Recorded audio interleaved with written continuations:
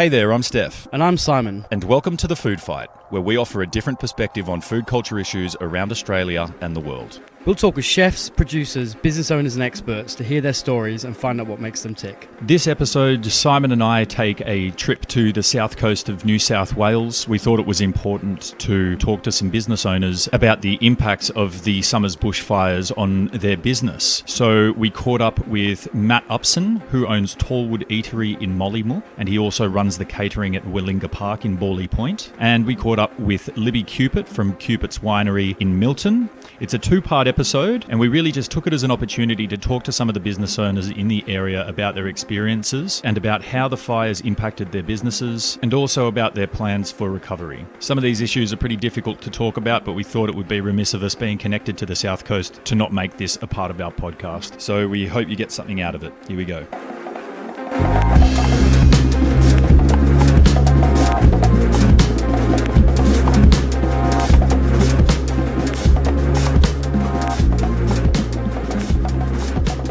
Cool, welcome to another instalment of The Food Fight. As usual, we'd like to start off with an acknowledgement of country.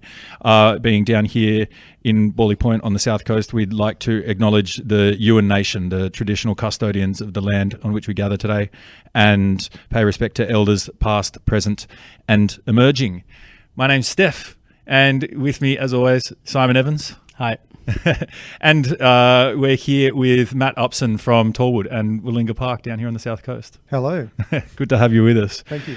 Matt, I got to know you through the South Coast Cookbook and through your restaurant Tallwood, and obviously frequenting that place. You guys are definitely supporting me in selling the book and all that sort of stuff, but you've got another gig here at Willinga Park now. Maybe let's just start. Just give us a bit of an introduction into, life on the South Coast, why you started Tallwood, how long it's been around for. We'll talk a bit about Willinga Park as well. No worries. So I guess 10 years ago, I came back to the South Coast. My wife's originally from here. So we came back after working on Lord Howe Island and Kangaroo Island, planned to have start our little family. I was working up at Bannister's for a very short time and going around the place and doing a few little catering gigs. And then Mary Street at Kyola popped up. So I didn't even know where it was. It was an empty restaurant and thought, why not give it a go? Our baby was due 2 months later. So it was quite an interesting period to open a restaurant. Yeah. So that went really well. And then a few years later, we had the opportunity to start Tallwood, and now that's 7 years on. So it's been quite a journey since then. We've had catering gigs at the ANU College. We've also been lucky enough to be at Willinga Park for the last 4 years catering. So it's been an epic journey, and getting to know the South Coast is a pretty special experience as well. Tell us a bit about, for people who haven't been to Tallwood or don't know too much about it, tell us a bit about the restaurant. Okay, so Tallwood was meant to be a pizza bar, very easy with 2 wines and a beer. And it soon morphed into a 7-day operation, breakfast, lunch and dinner. And that was quite an interesting journey. I had a business partner called Clayton, who you would have met, and he's been a good mate of mine since we started cooking, which was 93. And so I guess from both of our experiences with traveling overseas and cooking in different places, we loved the share table experience. We loved eating lots of different flavors. I predominantly like working with big, bold flavors, like Asian flavors where there's lots of fresh chilies, spices, herbs. So I guess an acidic food. So I guess that's where my sort of focus is. And so Tallwood quickly began to morph into that sort of style of share style food. So Did that just kind of happen naturally as you went, or was that a decision based on customers or feedback, or just just the original idea didn't quite mesh? It was after we got over the fact it wasn't going to be a pizza place. Yeah. It definitely morphed into that area of going straight into share style eatery, and plus there weren't too many other places doing it down here, so we thought that might have been a bit of a standout point for us, I guess. So yeah. And Mollymook's very much a Sydney side, a holiday destination and stuff like that. Was that like Were you thinking about, what market you were going to target up there in Mollymook, or how'd you go about sort of putting together a business model that would work where you were? It was definitely based towards that. We also, having experience in a small town with 300-400 population, after a few weeks, after a year or so, we had people coming down to us. So we thought we've already got that captive audience, but definitely this place was getting busier as well in town and Mollymook. And I guess one of the big draw cards was having Rick Stein at Bannisters as well. So that was a big draw card for the area. And there was already Cupid's doing a great job. And also Alex started St. Isidore's as well. So there was already that momentum in the food operations down here. So I guess it was definitely based at that Sydney crew, but also we wanted to look after the locals as well. And we wanted it to be that place where you could come in and feel like it's coming into your mate's living room, and, not be too pretentious or anything like that, and be a bit more laid back. Not sure if that's always worked on our side. Might be too laid back sometimes, but yeah, I didn't want to be that place where people would go, oh, you got to dress like that. You got to be, have pockets full of money, even though you can bring that. But please bring it. Yeah, pockets of money are very welcome, but not necessarily. Yeah. So I guess it was that casual sort of eatery where, I'm not sure if we really executed it that well, but that was the whole concept behind it, I guess. So. All right. Well, cool. I've enjoyed Tallwood, and so has heaps of the community here. Maybe just quickly while we're here, like we're sitting in the most ridiculous of boardroom places in Willinga Park where you run the catering now. Just quickly tell us a bit about your role here. So I've been extremely lucky to meet Terry Snow, and he's asked us to help with some kitchen designs, and then after we did that, he said to me, you better start cooking here now. So I didn't know what to expect from Terry, and to be honest, I didn't really know too much about Terry, and soon I learnt that he is quite an amazing person, not only with his financial decisions he's made or anything like that, but his visions, his motivation, and just his ideas of how to make something so special. So, and to be honest, I haven't been to the airport, but that's meant to be just amazing in itself. So I think everything he does, he has a passion which is unbelievable. This area is extremely lucky to have someone so passionate down here. It's all about horses. It's all about the architecture. It's all about his sculpture. It's all about his passion. And we're just so lucky and fortunate to be involved in a project like this. And hopefully we're keeping him happy. So we get to stay here. But this in itself has been an amazing journey. It's been a lot of work, but a lot of enjoyable work too. I take a lot of pride in being here and having a place like this to fall back on when times are tough is good as well. Not saying that we're here constantly. It's a very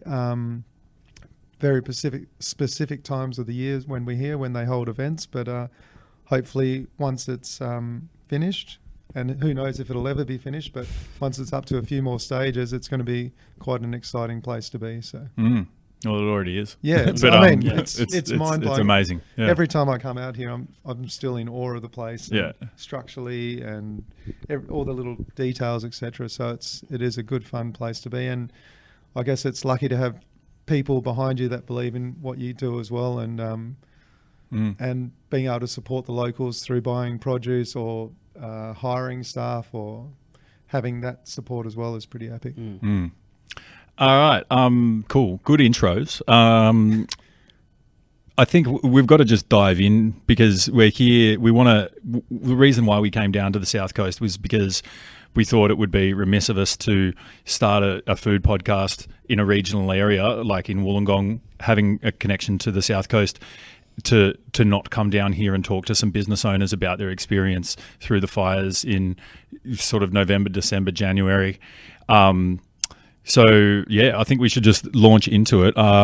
Matt, I don't really know where to start. Do you know where to start or where to kick us off? Because it's pretty hard to even dive in, to be honest. Well, I guess coming back to Borley Point, this is where it all sort of began, and it quickly turned into a scary situation where Borley Point got blocked off. So obviously being involved here, being involved in another restaurant here, I had a lot of friends here that were made the decision to stay and fight, and also of my staff, not a lot of my staff, sorry, a few of my staff were involved in fighting the fires and actually protection of their homes as well. So not only the emotional side for me, but just not being able to be here for your friends was quite scary, and just thinking, the whole place is going to burn down, and not being able to get involved or fight or whatever. So we quickly turned into throwing a lot of meals out and getting it down here. The roads were blocked. We had mates with boats who were driving food down here in their boats and getting it to people in the fire sheds and things. So it was actually an absolutely surreal experience, and we thought this was a big fire. And it was saved by a bee's dick by losing the whole town. So yeah, here at Bawley Point. So for those listening, I guess this is pre-New Year's. We're talking November, late November or December, when the Currowan fire really sort of took off in this area, and it basically burnt this whole stretch from Bawley Point to South Durras. Essentially, it was like that main zone, and then over the New Year's period, obviously, was when things became even vastly more intense and grew to just such a huge scale as well. Yeah, it wasn't almost till closer to Christmas, New Year's that it kind of really became apparent to anyone else. I mean, obviously, having a restaurant and being in Wollongong a little bit more head down, possibly the new staff who kind of frequents down a lot more, and that wasn't really in the news or on anyone's minds at that time. At that time, wasn't kind of definitely not as much until a couple of weeks later, a couple of months later, when it kind of really started kicking off. Yeah, it's just interesting how it was kind of shown like that, whereas fires were already ripping through towns and stuff, and it wasn't kind of making the national news quite so much. Just driving down, what did you think of the landscape? It's pretty surreal, isn't it? It is. It looks crazy now because it's like half burnt and half green in the rains, and there's some grow back, and it looks even looking onto the escarpments, you see just sticks, and it's like, oh my god, that's intense. And just some of the stories, and that was the most interesting thing. Like, obviously having the restaurant and getting in close to town as well before too many other people were affected. People just wanted to tell stories, but I'm going to jump the gun a bit as well, but you sort of worry about the current situation, worry about the shit it's burning situation, then how do you get food to people? And then it's like, okay, it's all over, and now the mental health issues are now really apparent. And that's, I think, for me, or for all our friends in the community, that's the scary thing as well. But that's really jumping the gun. But I'm going to go back a bit. Yeah, that's okay. I guess so. Yeah, it kicked off here, and it was very scary. And we thought, wow, that's intense. And then they all sort of joined up and said hello to each other, the fires. And then Conjola got smashed, and all those other little towns got smashed. And it was like, wow, my sister down at Bateman's Bay were getting smashed, and our coffee suppliers. So it was just interesting. Everyone, not one person on this coast would not have been affected. So exactly, yeah, that's a scary thing. Lives were lost, houses were lost, and got friends who, they thought their father had paid the insurance, who has now left them, and they've lost the whole kit and caboodle. And it's just like, whoa, it's so tough on every single person. And then that was just, your heart pouring out to all these people that lost everything, lost houses. And then, we thought about when the fire was at Bawley, not even 3 weeks after all the shit hit the fan, it was like, well, this summer could actually be really shit. And it was like, I spoke to my business partner, Kiralee, and it was like, we could be in trouble this summer. It hasn't been the easiest run. Every summer something sort of goes wrong, or, you get a kick up the bum somewhere. But this one, it was like, I think this one's going to be the one that could rattle the bones a little. So not only through emotional side, but then the business side started hurting. And that's not where it hit home, because we were trying to help others and do as much for the community as possible, going down and cooking for the fireys or going down to the evac station. And all you want to do is help people, is your first reaction. And then it was like, shit, I better get my home ready for a fire. And then it was like exactly. my family, and it's like, oh my God, what am I thinking? And then you're thinking about all the food at your restaurant, because power's going on and off. And it's like, we're about to go into our busiest 2 weeks of the year, power's flicking off. After this week, you can't get deliveries for, a week and a bit because it's New Year's time, and it's like, whoa, okay, perhaps it's all going to be okay. And then But that freezer better stay on. yeah. Yeah. And then New Year's happens and you lose power that night, and it's like everyone's got a fully booked restaurant. There's people everywhere, and it's like, whoa. Yeah, I think it's something in hospitality is you really are kind of one disaster away from being truly in the shit. Yeah. Like, it's pretty fucking tight and fine sometimes. Yeah, you're vulnerable. And that's how close it can be. And like, from none of your doing can be a complete fucking natural disaster. Yeah, correct. That's going to put you on your fucking ass. Yeah. And it's quite a scary thought to be that close. Yeah. And to actually, to see that to happen and be experiencing it and going through it is pretty insane. But normally it's only, you look at a town and you go, oh, it's only going to be one person that's affected. Like, one person's going to go through the shit. But it wasn't just one person. It was every single business owner or family was going through the same shit. And it was just interesting when people were getting evacuated. It was like one of those movies, or, when you see the hurricanes. It was like a movie. It was like an apocalyptic scenario in a movie when on just before New Year's and on New Year's Day. So New Year's Eve, they hadn't issued, on the day before New Year's Eve, down in my area anyway, down in Browley, they started issuing evacuations on the 30th of January, the day before New Year's, and people started getting out. But people had no idea what was going to happen on New Year's and how fast the fire would travel and how quickly it would affect stuff. And then it was about 4 days after New Year's when there was another catastrophic fire danger day forecast, a really scary weather conditions on a Saturday, and that's when they effectively evacuated all tourists from the South Coast. And that's what must have, for you, sunk in this reality that was like, well, summer's gone. Do you want to just talk a bit about that time? That was a pretty interesting, it was an interesting, there was so many emotional sides going through you, business sides, your friends, workers. It was just an odd feeling. How busy is that week normally? So generally, in those weeks between Christmas, New Year's. So for that first 3 weeks, or 4 weeks, you'd nearly make a quarter of your turnover for the year. Yeah, well. So, roughly speaking, that 70 to 80K was lost revenue in that first week. So it's a pretty major kick in the bum. But it's huge. It was just, you had to ring up your staff going, guys, get yourselves ready for one, protect yourselves. And then days after, it was like, we're doing 30 people. We're lucky enough that, all the restaurants down here are good friends. We're lucky that we could go into the pavilion. They had a generator that would last 3 days. So it was like, okay, let's get all our food in there. So that saved a fair bit of it. We did lose some, but because you just didn't know, is it a 6-hour blackout or a 3-hour or 18 hours? So we kind of make or weeks. There's places like Rosedale and Malua Bay where they didn't have power for a fortnight after New Year's. So my coffee supplier, Matt from Gorilla Roasters at Mossy Point. So Matt does a great job for us.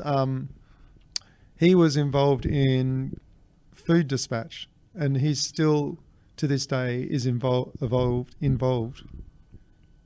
with distributing food.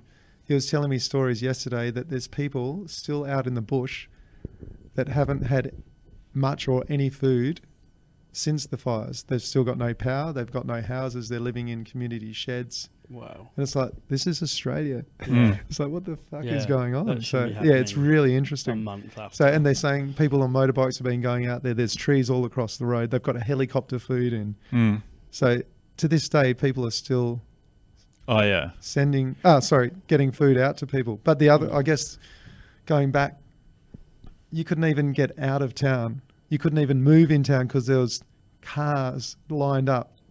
Literally, it took people 24 hours from Bateman's Bay to Sydney.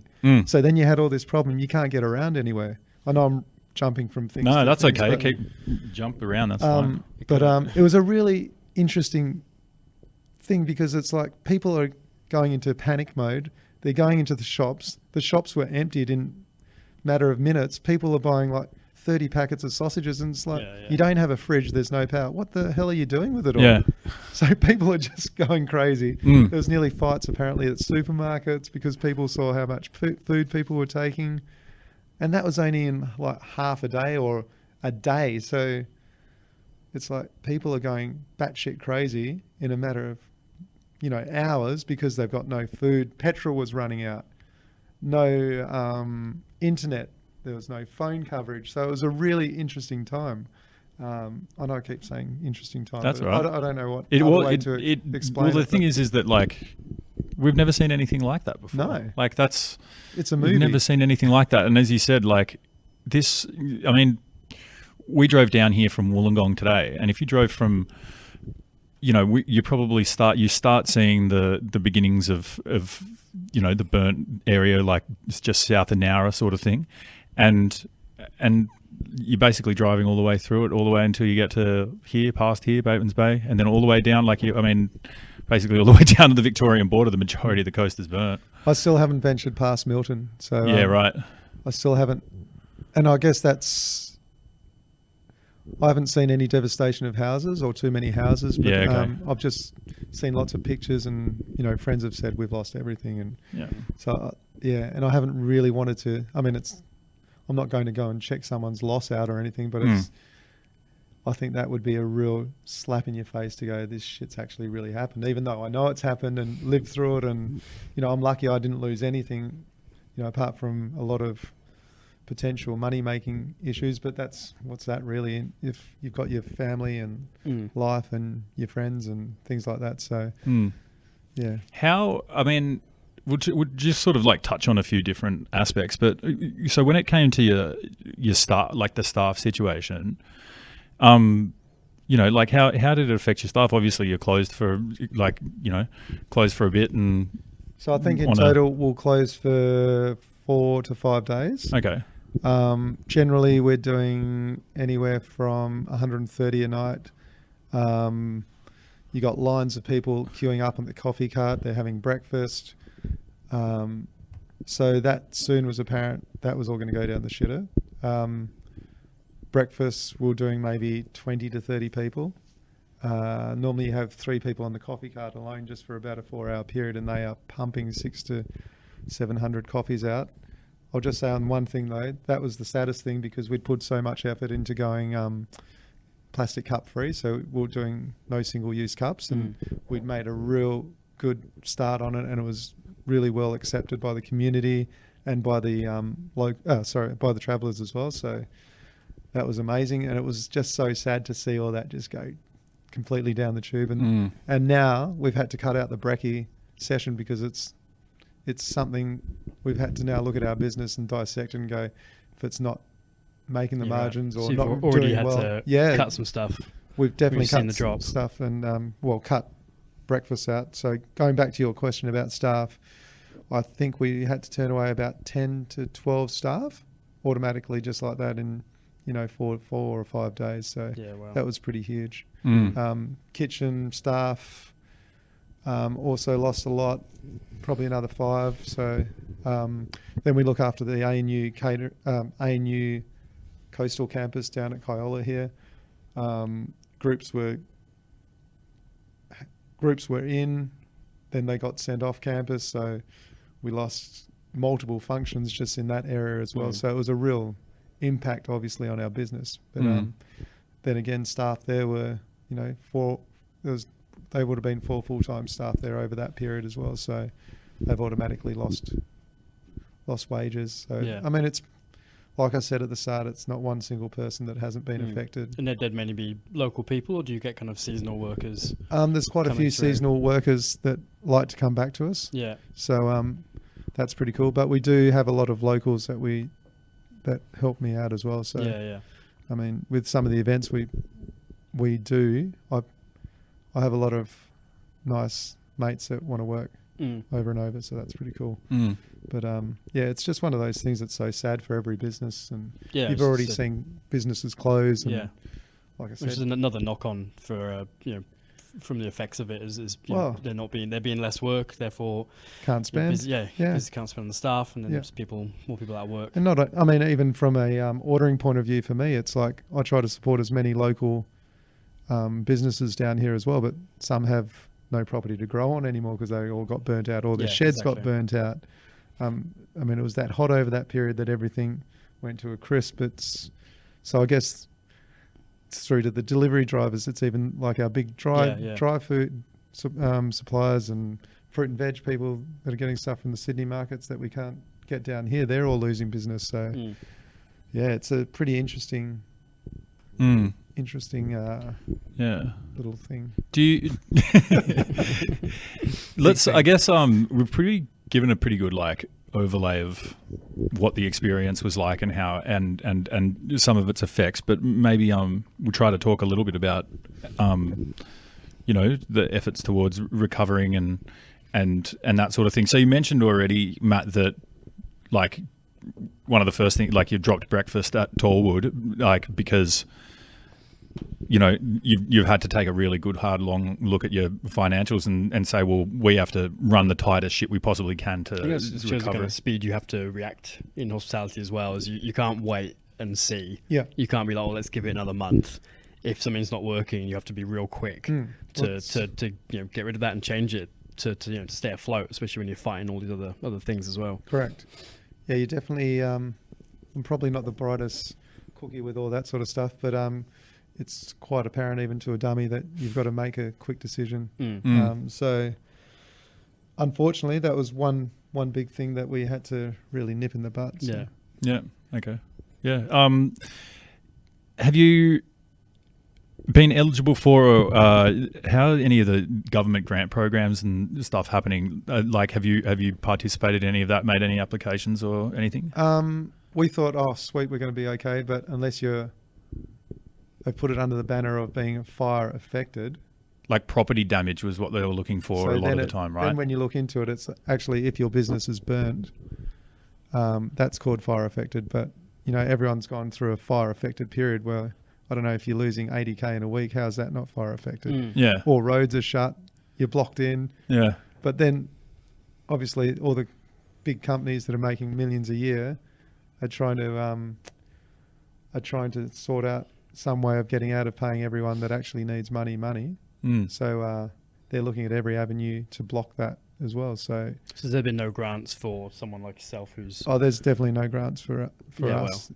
Well. So that was a pretty... I don't know, that was a hard little thing to look at as well. It's like, okay, so there's help out there? Yes. No, there's not, because you're not actually fire affected. And it's like, well, we just lost a lot of staff. We've lost food. We've lost business. Yeah, and the pitch is so much broad. Like, obviously, the people who've been directly affected by the fire should definitely get 100%. The help. And that is the main thing. Yeah, and they should be getting it first. But it's definitely... It's a bigger picture. There's so much more to it. For a region to bounce back, it's not just about rebuilding homes and the kind of physical aspect of it. It's everything everything else is lost. I guess at the end of the day, apart from all that crap and shit that you have to deal with, it's amazing the community spirit that was still around even in those hard times. And I think that's more powerful than any bloody government or any agency not trying to help you and stick up for you. And being involved in that sort of community spirit was probably more special than anything. And even though, this could take 5 to 10 years to rebuild down here, it's like all of us that are going, well, stuff you. If you're not going to give it to us, we've got to try every possible way. I mean, the community, not only our community, but Australia worldwide, it's amazing what has actually been done or sent through or donations. But then the sad thing is all those donations are getting locked up in political bullshit and all that. So it's actually not getting to the people that need it. But when you talk, when you talk about community spirit and it's something that says a lot, that the community really came together. But like you can say that there is no way of conveying the feeling that was in the air after New Year's and around that time down here. I've never seen anything like it where it's actually just walking down the street and talking to strangers and talking to people you've never met and smiling at people and asking people how they're going and the way in which everyone was just in it together. It was like, you forget all your differences. We're all now in it together, fighting against this one thing and trying to recover from it. And it was amazing. And the amount of there's so many stories out there, but the amount of stories of people just like off their own bat doing whatever they can to help people around them was was just absolutely amazing, and Yeah. I've never seen anything like it. Like you say, Matt, like the community spirit was. And I don't know, Wow. from that first, I think it was about a month and a half where it was hard to sleep. It was hard to focus. It was hard to go, okay, I've got direction. It was one of those most unsettling times, I think. Even, the kids feel it. Your wife and your partners are all talking about it. It's like everyone's talking about it. It's like you can't escape from it. Mm. But going back a few steps about the community support, even I'm involved with a few little charities and like Treading Lightly with who Monica Mudge set up. I mean, they've done an absolutely amazing job to getting food onto the front lines, to raising money and being involved in that process as well. So, I mean, there's not one person that really hasn't helped out in some way or shape or form. And I think, like you were saying, it's an incredible. It was the hardest time I reckon probably we'll all go through, but it was such an incredible time to see everyone come together and help out and in one way, shape or form. So Yeah, I think in the hospitality industry, I think really jumped in, and with Matt Moran even donated like $500,000, and like even down to like small restaurants like Dolando did a charity dinner, raised a couple of grand. So I think there's so many restaurants around the country doing little things and doing what they can, and try, whether it's we put a lot of wines on from Adelaide Hills and things who had lots of fires, and stock some more Cupids for the time as well, and things like that. So everyone was kind of really jumping in to try and do. And we're just talking about the South Coast. They could, yeah. So you're just talking about Adelaide, and we're in the South Coast. It's gone all the way through there. Exactly. Yeah. I used to work on Kangaroo Island, the super lodge down there. Where I worked, and that all got totaled, and it's like. It's incredible. Yeah. It's just the wildlife, the vegetation. It's so sad to see something like that happen. And what do we do to stop this shit happening? It's climate change, or being realistic with the way we approach our beautiful environment. And I think it was just so apparent that the country just wasn't, the services just weren't ready for something this size. And it was, almost seemed fairly apparent that something like this was going to happen. Yeah. With, years of drought, of everything just being so dry, in a country that is renowned for bushfires anyway. Yeah. So actually, just touching on the drought, I had a mate who was in from Tamworth, and he was like, he had a restaurant down here, and we were talking about it, and he's going, "This is great. I think it's fantastic, all the support that you've got. But the sad thing is, we've been in drought for 5 years. Yeah. We've got 18, 20 shops that have shut down the main street. We're not getting all this financial support that you guys are getting." So it's like, okay, there's another problem. There is another problem. Yeah, I mean, farmers have had it tough for a couple of years now. It was the year before when they were running out of feed, running out of water. I know, so I mean, there's so many problems stacking up on top, and from a hospitality point of view, it's things just get more expensive. Yeah. And then people get shitted off with paying more money. Yeah, well, exactly. Yeah, and this is the kind of position that this is going to be the kind of final knock on for the rest of hospitality is that these are the areas where your stuff's grown. Yeah, this is where your meat comes from. But how ridiculous in Australia, Stanthorpe, for instance, they were getting 30 trucks of water getting brought in a day because they'd run out of water. Yeah, it's like, well, okay, wake up time. But anyway, probably off track. That's a. Do you reckon we could solve climate change in a podcast? Or do we We've solved a lot of things on this podcast. We'd need another. That one's the big one. Extended issue. Definitely a bit of a trip out west, and I'm talking to some farmers about the drought in some of the worst affected areas. Would be a good one. Yeah. What about? I mean, everyone makes their promises online about bringing empty eskies down and coming and spending with local businesses and stuff. Like following, say that even just since these rains, where it has extinguished, the fires in this area, and it is completely safe to come down now. Have you noticed the difference in the amount of tourists in the area now? People actually coming down, bringing empty eskies and things like that. I'm sure that is definitely happening. I've been pretty busy with a few things going on. So, yeah. Okay. And we don't really do that retail side, but there is definitely a lot of traffic down here, and people are saying it's picked up. And I think it's a wonderful thing. And then we've had a lot of support from people, and Taria Pitt and Grace McBride started off that Spend with Spend with them. Thank you. Yeah. Sorry, guys. And that's an amazing little side project in itself. It's brought a lot of attention, or more attention, to the people that are hurting. So I guess people are very generous in what they want to throw at people. I'm involved in another little thing called Our Town, which is Festivals for the Future. And we're trying to put on a couple of fundraisers, and everyone wants to do one, which is fantastic and provide a lot of support.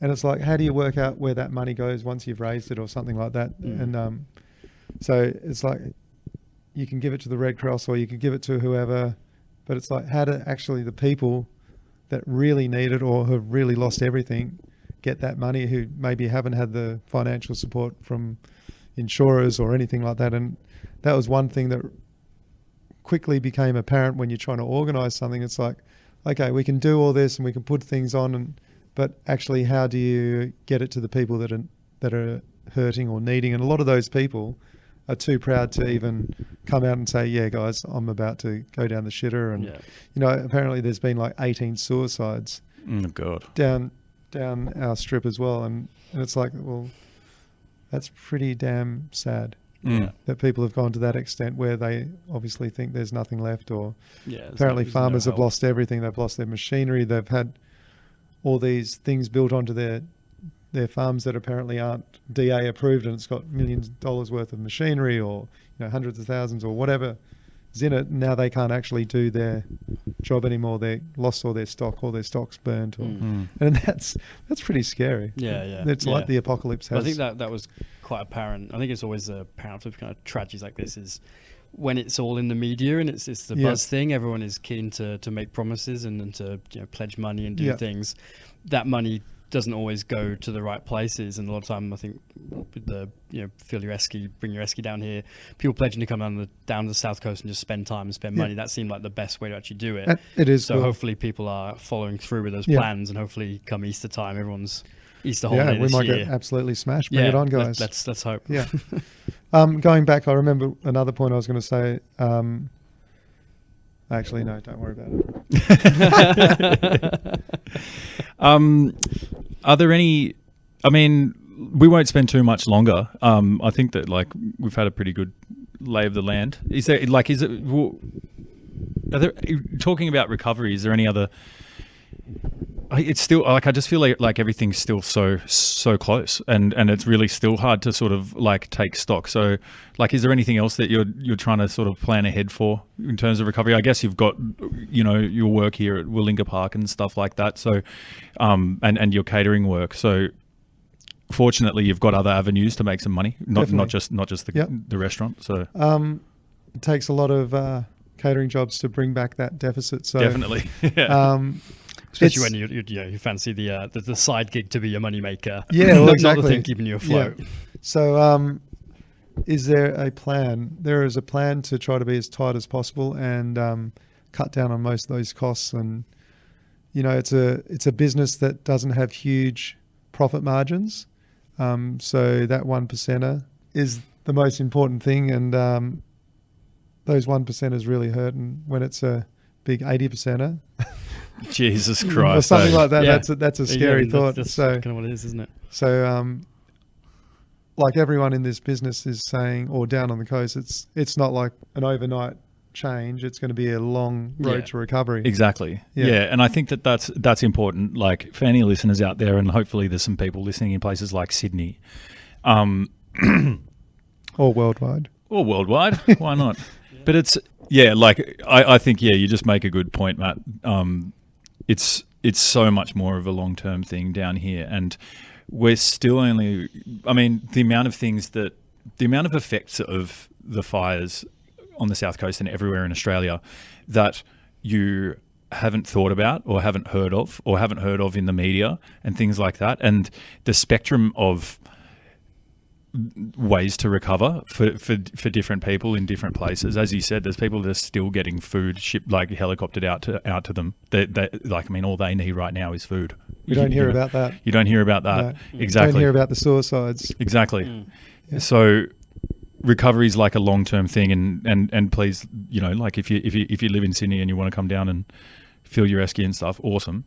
But do it more than once. Do it in a year as well. Yep. Like, because it would fill your esky every time you come to the coast, not just. I mean, we're pretty lucky to have such a awesome coastline, but there's so many good restaurants, the whole strip as well. It's incredible for people to actually travel down and get that range of food and to be as local as possible as well is pretty cool. We've got a lot of good producers down here that'll hopefully bounce back pretty quickly.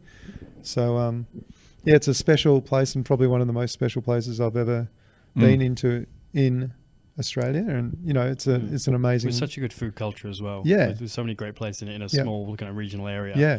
To have kind of a good and thriving food and drink scene is kind of exciting to see. So it is cool. Be an absolute shame and travesty to kind of let that fall away. 100%. Cool. Anything else you want to add, Matt, before we wrap up? No, I just hope everyone who's been affected, I guess, has a good recovery and a positive recovery. And come down on Easter and make all the chefs mad for it being busy again. Yeah, make us cranky. And leave your dietaries at home. Keep your dietaries in rescue. Yeah. All right. Awesome. Matt, I reckon we'll wrap it up there. I reckon we should come down and we should have another chat about what it's like to actually run the catering here at Willinga Park, because it's quite a stunning and expansive place. We'll definitely come back down. Stress levels have certainly been a little higher than your normal, so that's interesting. But mate, thanks so much for just taking the time to have a chat with us. I know, it's hard to talk about these sorts of things. There's so much uncertainty. As you said, it's affected absolutely every single person on the South Coast. So just giving us your thoughts and your experience and stuff, I think it's important to get this sort of information out there and to come from people who live here, not to necessarily come from, journalists and people who... And I mean, I guess a huge thank you to all the services and all those people that put their life and families on the line just to protect our towns and people. So that's a monumental effort by all involved, and it was quite amazing to see all the services work like they did. And people were out on the line for weeks or months straight without seeing their families, missed out on Christmas. Did we even have a Chrissy? I can't even remember. That was pretty shit. So I mean, there's a lot of people that have gone 1,000 extra miles than they should normally have to in their whole life just to protect others. So huge thank you. And I'm sure there's a lot of people that are still hurting from that as well and can't sleep, and the kids can't sleep. And so, it's going to be a long road to recovery, but I'm sure that this is a resilient nation, and we'll bounce back. Sure. Thanks, guys. All right. Thank you. Cheers, Matt.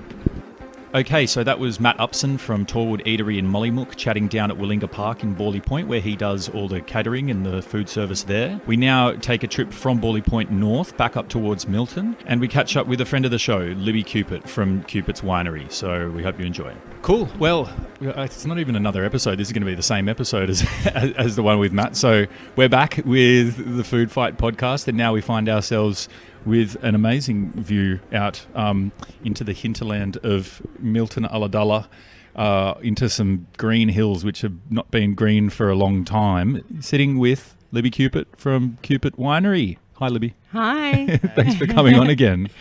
What an amazing view.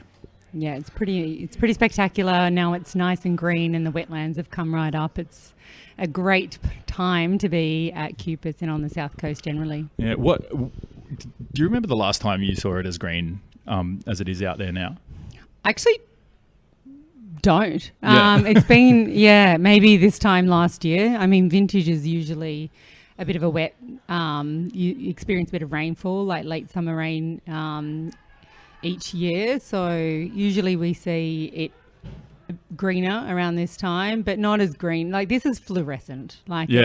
We've had so much rain in the last month. It's been amazing, and also with the tide of the seas being so high as well, and bringing up Burrell to the wetlands and everything. It's pretty spectacular. Simon, first impressions? Simon's never been out here before. Pretty beautiful. My first time here, so I'm just taking it all in. Amazing restaurant, amazing view from here, looking all over.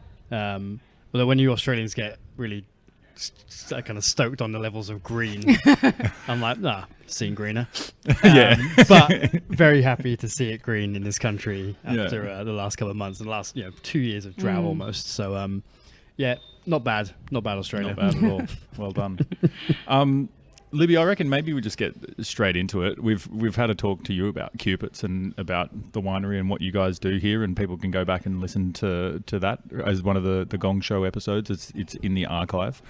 But yeah, like as we explained to Matt and as me and Simon talked about it when we started this iteration of the podcast, The Food Fight, we just thought being in Wollongong and being connected to the South Coast, it was important for us to come and speak to some local business owners down here about their experiences of what happened over summer. So I guess you can just start wherever you want to. We can just start with, I don't know, where do you want to start, Libby?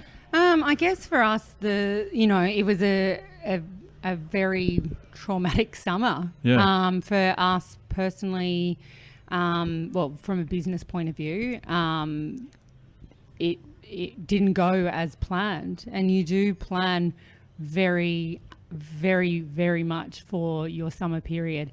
In any hospitality business, you'll have high periods and low periods, and you want to put, the saying is make hay when the sun shines, and that's what you do. You invest a lot of money leading up to it to make sure you can really make the most you possibly can out of the period where there's the most amount of people in town. So we'd already spent a lot of money. We did a lot of training. We really focused on customer service this year, did a lot of training with our staff, worked with our chefs on the menu, all the things you do every year. And every year as you go as a business, you know how important more things are, so you put more effort in. And then, early December, or mid-December it was, the bushfires happened, and that's when we started to see sort of mass cancellations from Christmas party bookings and whatnot, and we started to see a bit of a unsurety about whether people wanted to plan their holidays on the South Coast for the summer. And I have to say, I was really taken by surprise that the fires got as close as they did. When I was interviewed by different journalists, I would be like, it's fine, come to the South Coast. We're all here. We're ready. It's summer. It's going to be great. And then, what happened over that New Year, early January period, I was completely taken back by. I didn't think that an area as developed as ours would come so close to the fires, and I didn't think that houses around us would get burned down and all of that. It really took me by surprise, but it just was the magnitude of the events. That's just what happened, and unfortunately so many people got caught up in it. The impact of the tourists that were here was just, they had just the worst time ever. Yeah. They were on the road in a car with their families and kids for 14 hours, just, being told that they had to go home, but not being able to leave. And that would have just been scarring for anyone to go through. So we felt really bad about that. But then afterwards, it was so weird to be in our town with no one here. It was just, I caught up with Matt and Alex and Rupert from Bannisters, and we were sitting there on, early January going, we've never met up in January before, we've never seen each other before in January before. It's just head down, bum up, work, work, work. That might be the best sign of how quiet it was. That 4 small business owners managed to sit down together at any given point. We all just got together and we're like, what are we going to do? We asked each other, are you okay? Yeah. Are you guys going to get through this? Alex just opened Small Town. All of us, rely on that trade, and we checked in with each other and just made sure, what can we do? What are we going to do? Let's collaborate. Let's have a consistent message. Let's work together. And that's what this community is about. We all dig in, help each other and work together, and that's what we're doing. And with Destination New South Wales, Shoalhaven Tourism, that, you know, the people that have the power and the money to help us. We're going to hopefully have a stronger off-season. There's been some great campaigns that have helped boost the visitor economy a little bit. But all in all, we all lost out on that pretty critical time that we make money. So it's going to be an interesting year. Do you want to give us an idea of, in terms of how many staff you employ, like what's the amount of staff you employ in, say, January as compared to the quieter months of the year? We're a pretty labour-intensive organisation, being winemakers, brewers, cheesemakers. Maintenance is big as well. So normally we get to about 85 in summer, which we sort of employed for. But we didn't let anyone go by any respect, but there was, you know, casuals didn't get the shifts that they thought they were going to get, and some people just naturally will drop off in that way. So we still sit like now around 65 staff, and that's, for us, 50% of our staff are all fixed. So they're all full-time or part-time staff. So there wasn't much flexibility there. We had to sort of pay those wages, which is, you know, deservingly so. So, yeah, there wasn't a huge amount of people that missed out, I guess, on work in that respect because they're on fixed wages. But it was, our staff they felt it for us, you know. They were here with us every day. Not everybody, but a lot of them were coming out every day, making sure we're okay. What can we do? Preparing ourselves if the fire was approaching. They were so supportive. Like, it was so heartwarming to see how much we all come together in a time of crisis. It was amazing.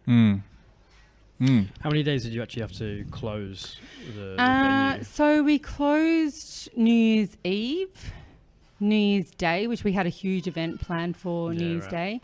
It was a bushfire RFS fundraiser. Luckily, most people donated their money anyway, and we gave the RFS a big check for that. Yeah, cool.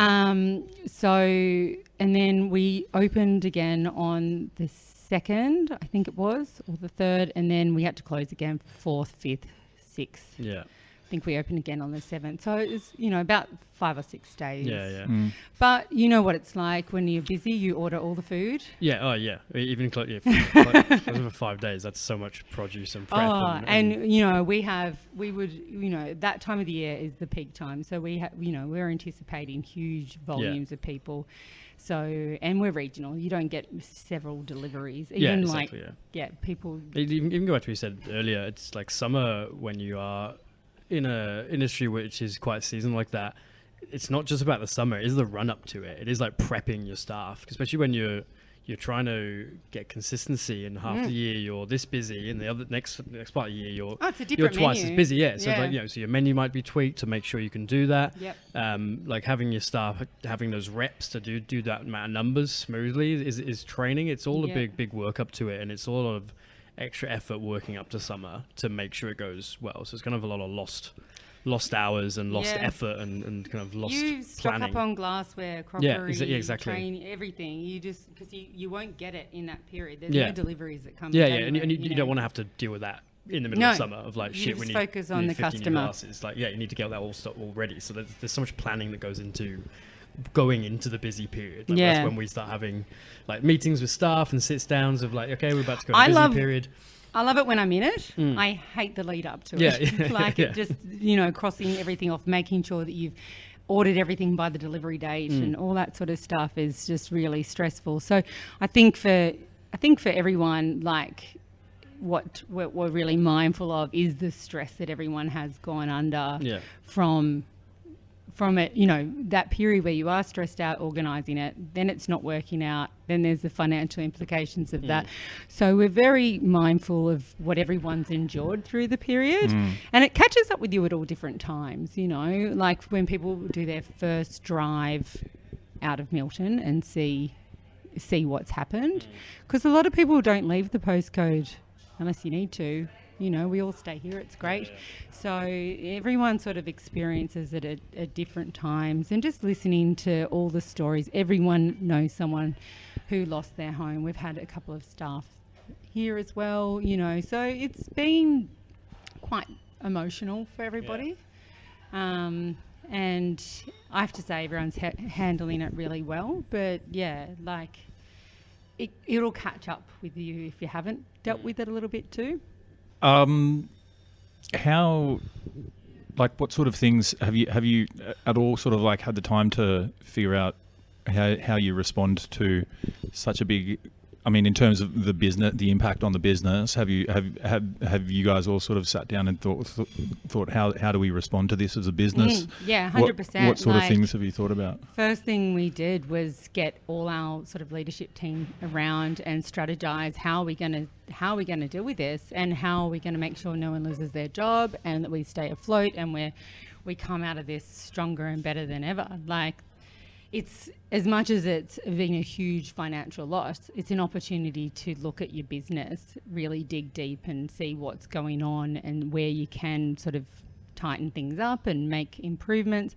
For us, we've sort of been sitting in a place where we've wanted to revolutionise the sort of style of dining that we do for a while. We've always worked off more of an a la carte 2-course, 3-course style menu. We're about to move into having more of a shared menu. Because what happened, I guess, in January was our venue has always been seen as a great place to go and celebrate and have a great time and indulge, I guess. And no one felt like doing that. It was just the wrong feeling in the air. So we started to really casualise everything. And you've heard of quite a few venues doing that. Provenance in Beechworth turned into a wine bar style venue for a while, and everyone sort of needed to adapt to deal with the mood that everyone was experiencing in Australia, not just in the community. So we did that and felt it was a right fit for us. We've been thinking about, you know, more casual style dining, still great quality, of course, you know, focusing on local ingredients and everything for some time, and it just felt like the right time to make that change for us. So for us in the restaurant, we've been working closely with our chefs and our gardeners about how to create just a little bit more of a relaxed menu than we do now, and being able to up the covers, be able to do more people come to the restaurant and can experience the great things that the chefs create in the restaurant with our produce. Yeah, awesome. Simon? I guess cool that you've managed to use it kind of as a catalyst to make a change that you kind of obviously wanted to make before, and you're like, kind of maybe whether it was this is the best way to go, or more of a kind of fuck it, let's just do it, may as well now. I think it's like we have so many amazing customers that love what we do, and we've always been in fear of changing too much to upset that. Always the worry about it. Yeah, and I think that people are more understanding of change in these times, and same with staff. They're more understanding that we need to make some changes for the business during this period so we can continue to be successful. Yeah, exactly. So it just felt... Some customers will freak out about any change when it's like, you can still order 3 courses if you can want. Do it, exactly. It's just, you can just order as much or as little as you want, preferably a little bit more, who knows, whatever. Whatever you go for it, that's fine. I know. It's just taking away the entree main dessert section, really.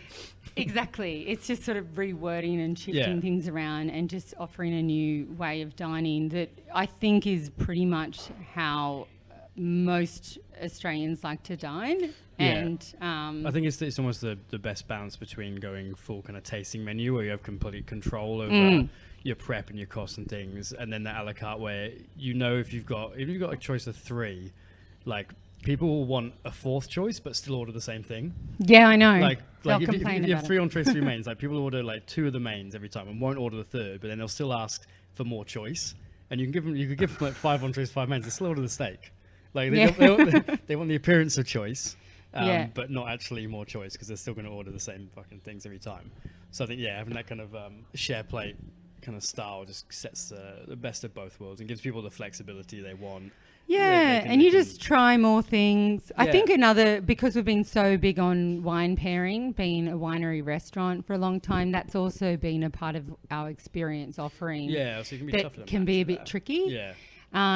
But, hopefully we can train the staff to guide people around. Yeah, exactly. And it doesn't have to be perfect, Yeah, like it just has to... People are like, wine pairing is such an inexact thing anyway. It's like, this white will go with most of these snacks. This red will go with most of these. Like, to be honest, a lot of people don't like to be told what they should be drinking anyway. Yeah, no, that's the main thing. You should just drink what you like whilst you're eating what you like. Yeah, It doesn't really it's fucking matter. Snapper and Shiraz is some Australians' cup of tea, and that's fine. We're not. I mean, there are some wrong answers, but that's fine. Libby, like obviously you guys do a lot more than just a restaurant here. Like you have a beautiful bar and your pizzas, but you've also got, obviously you make wine, you brew beer and make cheese and stuff like that. What sort of an impact did the fire have on those other aspects? So, just really sadly, the dairy industry for the South Coast got hit by the fires pretty well, just loss of livestock. So our dairy farmer lost a big herd of heifers down in Cobargo. So that was just devastating for him. We can still access the milk that we can access, but it's just hitting someone that's already getting hurt so much by what's going on in the dairy industry. So we're just sad for him and his business. Grapes is a problem. Yeah. So how big of a problem? Is a huge problem for New South Wales. Most of New South Wales isn't picking much. No one's really picking. This Probably year. maybe 20% of fruit in New South Wales will get picked this year. Yeah, most people call them most of a lot of Hunter Pat Valley is still picking. There's some areas that weren't affected. Like a lot was. Canberra's basically called it a day. Tumbarumba's about to They'll have call to. it a day. Like Hilltops, where a lot of people source a lot of grapes as well. Like people are, especially people who buy in grapes are struggling. So what will that mean for Cupitt? It's like, what does it just mean? You just have to search further to get to find grapes and. Yeah, look, we've always been really committed to making New South Wales wine. Obviously, we don't grow everything here at Cupitt's, but we worked hard to make sure that we're always sourcing from New South Wales vineyards, but that won't be the case for 2020. We've got fruit sourced in a few different pockets through Victoria and South Australia as well. So we've just had to look interstate. There's a grape grab going on. There? Yeah. So anyone that's decided they still want to have a vintage is just working hard at trying to source whatever they can. We have this amazing lady, Nicole Easdale in Victoria, who's been helping us with all her great contacts, getting us some fruit from Macedon Ranges and from various places in Victoria. So we're confident we'll have a vintage, but it'll be half our normal vintage. Like in volume? In volume. Yeah, okay. So fortunately, we have got a backlog of reds. They're more the traditional varieties, Merlot, Cabernet, Shiraz, that don't fly out the door like us. We make Nebbiolo, Barbera, Tempranillo. Those varieties just sell, really fast. So we'll probably have a year without that. And we're sad for our growers in Hilltops about that. We're looking into potentially making a co-ferment beer with some smoked taint fruit here, just to see if that works out. But we'll feel the impact in 2021. Yeah. Our white wine flies out the door. Obviously, it's South Coast is perfect for drinking loads of white wine. So it'll be interesting to see how we go. Chardonnay is one of our biggest sellers, and we've been able to source a little bit of Chardonnay, but not as much as we sell. I probably drink most of it. It'll be really interesting, but it'll be interesting to see how it plays out in the market, how much everyone's going to end up paying for wine and whatnot, because we're already drinking more than we were making generally in Australia the last 3 years. So it'll be interesting, but it's really difficult for producers that want to make wine. just trying to source the fruit. So Yeah, I was with Brendan Cato oh the yeah, other day, and he's just been making wine for a couple of years, trying to make a bit more this year, and obviously sourced all his grapes, and it's just been a grab of like asking mates if they know someone, and I heard about this vineyard up here, I'll try and get hold of them, and like they're selling it off. They think it's medium tainted. I might grab a ton. no, don't. Yeah, same with like Tony from Ari's Natural Wine. Yeah. He's been squeezed as well. A lot of stuff he would have picked. Nothing's been picked from Southern Highlands this year. Our chats with other winemakers is just don't do it to yourself. Yeah, like it's not worth it. Don't even try. Yeah. Don't even try. It might feel like it's going to be okay, and then it won't. And Yeah. you've And you'll go spent through the money. whole process. Yeah. I drank. Tom and I did a vintage at De Bortley Winery in 12, sorry. And we tasted a smoke-tainted wine that they made as a fundraiser from the fires that happened in Victoria. And it was like drinking salami. Like it was interesting to try, but you couldn't drink a glass of it. Like it was pretty awful. I mean, that was a very smoke-tainted fruit. I know people are like... There's levels to it. There's levels. There's definitely levels. But I think that what happens is it over time, it accentuates that quality. Yeah. Make fruit beer instead. Fruit Yeah. beer, Yeah. Wildfire. I read an Yeah. article that Wildflower Yeah. have sourced like Nebbiolo and a few Yeah, I think different they're smoke-tainted Doing fruits. some stuff with Brian Mine from Ravensworth, I think. Or it's different beer companies doing something with him. Yeah, I mean, it may So, or may not work, but yeah. at least it's not a whole vintage. Yeah. And Archie Rose is testing out distilling, I think, with some smoke-tainted stuff. Like, Yeah. you know, Yeah, could it be might be. cheaper than Megan whiskey. Who knows? Some good from it. Yeah, so it's sad for New South Wales. It is. I mean, and the rains at the worst time for New South Wales as well came in just as a, look. double blow. So even Yeah. for some stuff in Hunter that wasn't smoke affected, then they got hail during picking season. Yeah. Just Yeah, to and make it things bucketed worse. with rain, Yeah, let's be yeah. honest. Yeah, it So- wasn't shaping up to be a great vintage. Mm. But yeah, we just do what we can to get by, I think, is the answer. And then beer is, good old beer. Beer's fine. Keeps on chugging. Yeah. The only thing is we just need more people to drink it. Yeah. But yeah, no, beer is good. That's the beauty of beer. It doesn't rely on farming so much. I mean, there has been hop farms affected, but there's very few hop farms in New South Wales anyway. So Oh, good old beer. good Yeah. old beer. Yeah. It'll see us through. Yeah. I guess, do you want to speak a little bit about and we talked about this with Matt as well, but there's been a lot of people on social media talking about coming down to the coast to return to the coast and support businesses. I know in the fact that we've got our place in Browley on Airbnb, we've had guests inquiring, and like we've got more bookings at the moment than we normally would, and people saying we'd just love to come down and spend some money and stuff like that. Has Yep. that been noticeable here? Absolutely. I think there's two things to that. There's, the empty esky movement, which is wonderful, and just really highlighting all the great things to do. It's a vibrant place to go. It's not a sad place to go and Exactly. help. It's not a pity party. It's a party. Yeah. Like there's plenty of things to see and do, like particularly here. Like I do not know an area that has so many great places to eat and drink. I really don't. Yeah. Regionally.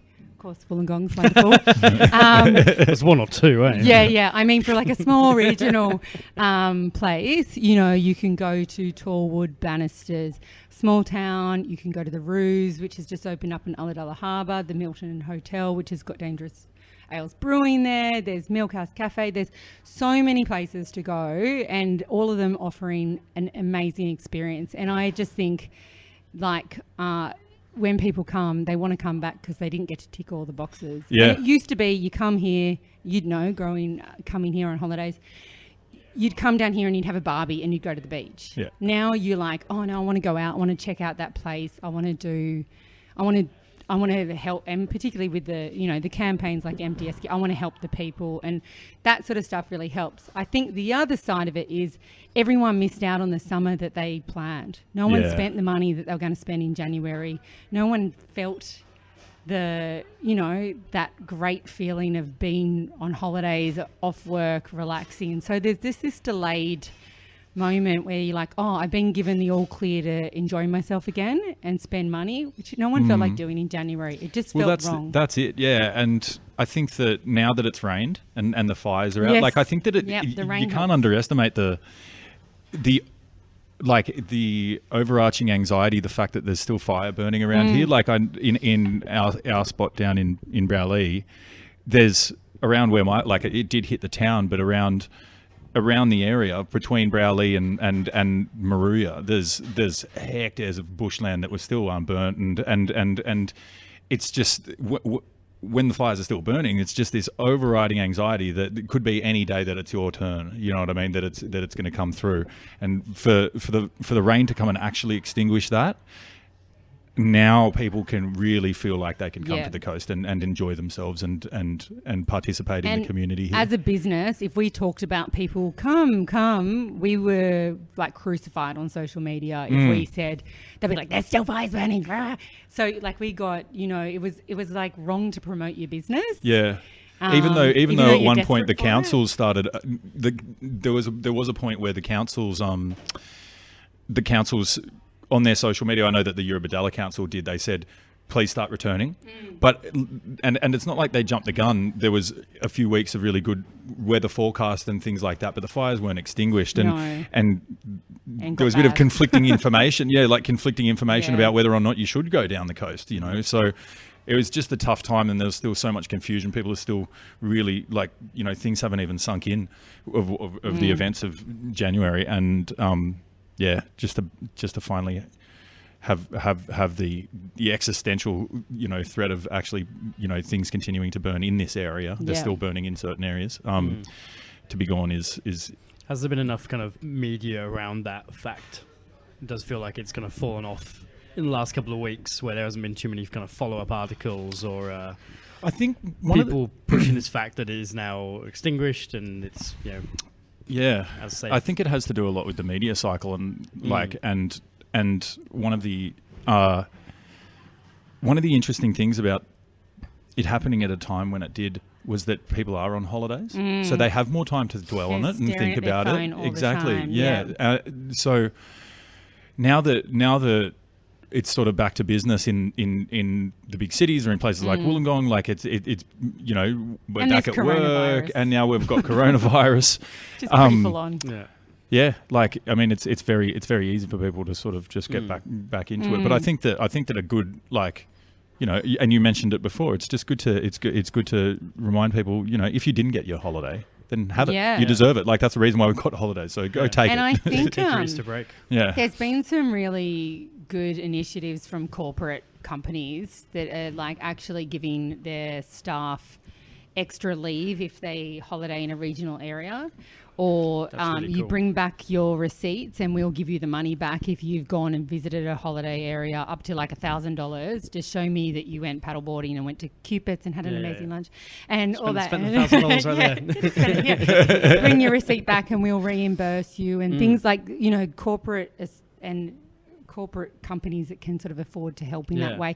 But they're also encouraging their staff to have that period of rejuvenation, which is really good. I think that helps a lot. Like for us, February is not normally an amazing month. It's always good because it's still summer, but in comparison to January, you got a lot of more people that just want a holiday outside of school holidays. We don't get as affected by like Feb fast and stuff, but people don't feel like indulging so much in February because they've spent so much money and drank so much, and they need to start the year off fresh, blah, blah, blah. So that's not happening so much, which is great. Cocktails are flowing. So we're getting really, really busy weekends. And like you're saying, the holiday houses are full and everyone's coming down here. So I suppose the big thing is just seeing what happens in the low season. If we have a strong low season, that can really help. And definitely, like there is Easter. I think it's going to be off the wall. Yeah. I think. So said to Matt, is like, I hope all your chefs are sad about how busy it is. I wish that for you this year. I wish that for you. Yeah, I think we're going to get a lot of people coming down here over the Easter school holiday break, which is great. But what we need is March, it's gonna May, sustained. You know, we need it throughout the year. Yeah. That's the big thing. I think that people, also, just anyone listening who's planning a trip, like especially around that March, April, May time. And then into winter, like every decision you make around coming down here is going to help someone who's been affected, even in the smallest way, from the accommodation that you book to any activity that you do to anywhere you eat or drink or whatever. And I started saying to friends, I was just saying, what you should do if you want to go down the coast and support some businesses, just get on Airbnb now and book a trip in June, and then you're locked in for a weekend. Just book a weekend in June, and then you're locked in, and you don't. And because by the time June rolls around, realistically, you might not be thinking, I need to get down there to support the businesses down there. That's still a way away. But if you book it now, then you got something to look forward to. Wholeheartedly. Like we got a lot of calls. Who do I give my money to? Who do I support? And we told them the name of various charities, but I said the best thing you can do is probably buy a gift voucher, like a few gift vouchers for people, and give them as gifts so they have the incentive to come down here and use them. Yeah. And that makes the biggest difference, because if they've come to Cupitt's for lunch, they're still going to stay somewhere, get petrol, probably go into town, get some coffee, go shopping, have a cocktail somewhere else. Like that sort of stuff makes all the difference. Mm. Yeah, it definitely can't be underestimated, and it's just the more. Well, to show the confidence in the area as well. If people are getting bookings for the Airbnb for the middle of the year now, that might put them on a path where they think we can actually move forward with this rather than chucking it in when they're like, well, fuck, how are we going to get through this? If they suddenly get a load of bookings in the middle of the year, that could make a difference. Same if all restaurants are selling a shit ton of gift cards now, that's money in the bank they've lost out on, and at least it means people are coming. Or hopefully coming at some point to spend their voucher and spend more money elsewhere. So it's showing confidence in the region, in the area, and giving confidence to all the business owners here ahead of time as well. Totally. And I mean, autumn on the South Coast is without a doubt my favourite time. Me too. Like, it's the best. The water's warm, the sunsets are unbelievable, like the temperature is perfect. It's just there's nothing quite like it. There's less people around, like you get the beaches to yourself. Yeah. I hope not this year. We used to keep autumn a secret, and now we've got to get people down here. I know. It's fine, everyone. I know, it's a bit like that. But I think that there's so much to offer. And I just, in the last year, this town has just upped the ante in what it has to offer, and everyone does such a good job. So I'm 100% confident anyone that's never visited the South Coast will enjoy it and want to come back if they come and visit. I think another interesting thing, obviously people want to support their own communities, but you're actually seeing people who live on the South Coast going to other areas of the South Coast that they don't necessarily check out too much to support other communities and stuff as well, which is wonderful. We've got to get down to Merimbula and Pambula this year. Exactly. And Cardra, because those communities are so reliant on traffic from Victoria and Canberra, and their road was closed all summer. Yep. They're in just as bad, if not worse, position than we are, because we've got the proximity to Sydney and the roads have been open. But they've been really hit, and take more time off. Come here, go there. It's so beautiful down there. Yeah, it is. The far South Coast is incredible. Yeah, the further you go down, just the more isolated it gets. The further more distances. interesting the community gets. Yeah, exactly. Yeah, it's fascinating down there. But I mean, it's a whole nother podcast that we might have to go down to Narooma and Bermagui and places like that as well, because pull an overnighter. That's it, Simon. Boys on tour. We've got a place to stay. Get a camper van. Let's take us on the road. Take it on the road. Let's take it on the road. Yeah,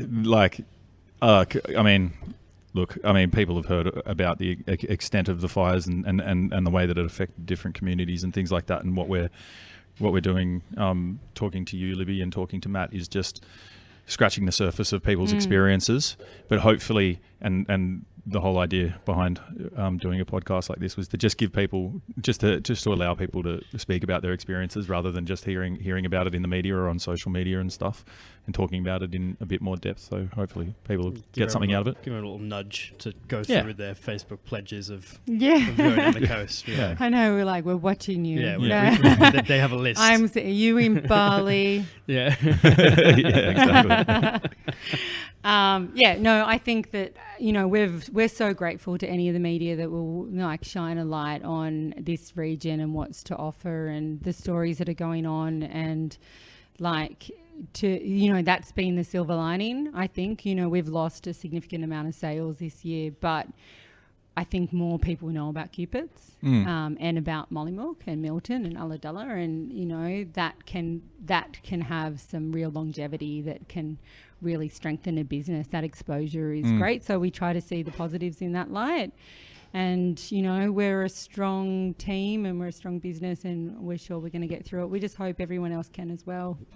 Yeah, exactly. So I mean, to sort of wrap up this podcast, both with what we spoke to Matt about and speaking with you, Libby, Simon and I can speak for Simon, but we, along with you and Matt and Alex and everyone in this area, everyone down further south where I'm from, Bateman's Bay, Mossy Point, Browley, Rosedale, all those areas, this podcast is about business and about hospitality, and we're thinking of everyone who was impacted by these fires, and we hope that your businesses get through this really difficult period, and in one way or another strengthen into the future, and builds resilience, builds community, builds awareness, like you say, Libby, and it continues to be a strong industry in this area, and people continue to prosper, and people continue to support South Coast food culture because it is so vibrant and beautiful, like you say, and Libby. Like blooming, just constantly every year, getting better and better and better. So it would be really sad to see some businesses fold in this circumstance.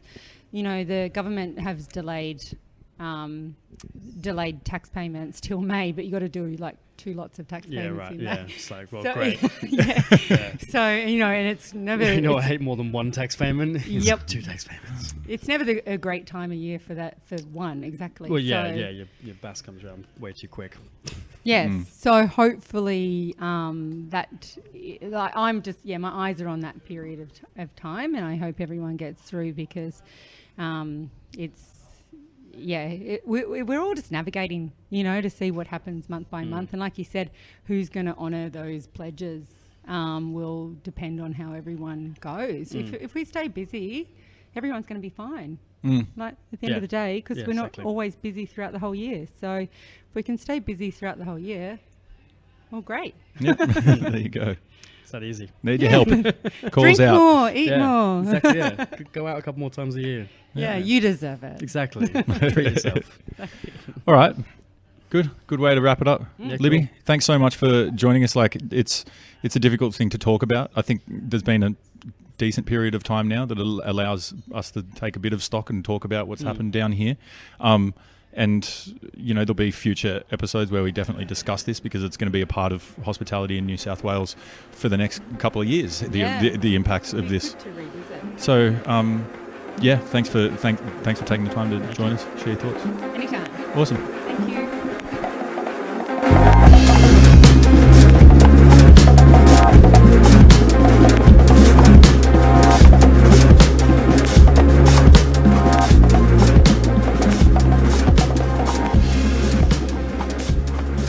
Hey everyone, thank you so much for tuning in for another episode of The Food Fight. We really hope you got something out of this podcast. Clearly, the impact of the fires extended way beyond New South Wales, way beyond the Shoalhaven region, where we talked to Libby and Matt. All around Australia, individuals, communities and businesses were affected. It's affected the hospitality community drastically all over Australia. So we want to send out our thoughts to everyone that was impacted by the fires. We hope that you did get something out of this podcast, out of hearing some of the experiences of business owners on the South Coast. If you want to support these these guys' businesses. You can find them on social media. Tallwood is on Instagram. You can find them online on Facebook. And the same with Cupitt's Winery. It's just at Cupitt with 2 T's on Instagram and online and the social medias as well. If you want to get in touch with us, you can email us at thefoodfightpodcast@gmail.com, or you can follow us on Instagram at thefoodfightpodcast. Please send us any questions, any suggestions for future guests, any thoughts. We'll read them out on the podcast. Thank you so much for tuning into this one. We hope you got something out of it, and we'll see you with the next episode.